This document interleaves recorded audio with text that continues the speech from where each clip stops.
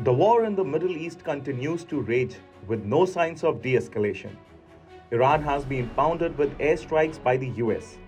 Its nuclear installations, oil facilities, and other strategic assets have been targeted. But interestingly, a small island in the northern Gulf has not been attacked by the American forces till now. The Kharg Island is deemed as one of the most sensitive and vulnerable targets as the conflict mounts.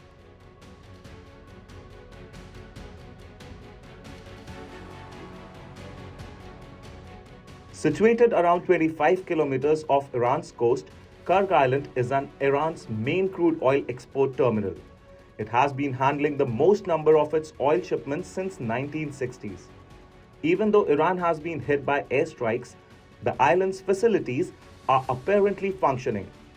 According to analysts, if Kharg is struck, Iran's economy would crumble, but it would simultaneously spark a major escalation and have a rippling effect on global oil markets. Kharg Island is just a few kilometers long. The oil export hub was developed with the help of US oil company Amoco. It has been serving as Iran's main export hub since 1960s. Currently, Kharg has the capacity to load up to 7 million barrels of oil a day, and hence it is the backbone of Iran's crude exports. Subsea pipelines link the island to oil fields in southern Iran. Long jetties extend deep into the water to permit supertankers to load crude, while large storage tanks and workers' housing cover most of the island's southern area. A former US Deputy Special Envoy for Iran, the economy bottoms out without it. Most of Iran's coastline is too shallow for the world's largest oil tankers. Therefore, Kharg Island has become the crucial export point. About 9 of every 10 barrels of Iranian oil sold overseas are loaded in the island. Satellite images indicate that the terminal has remained operational even though Iran has faced a barrage of airstrikes.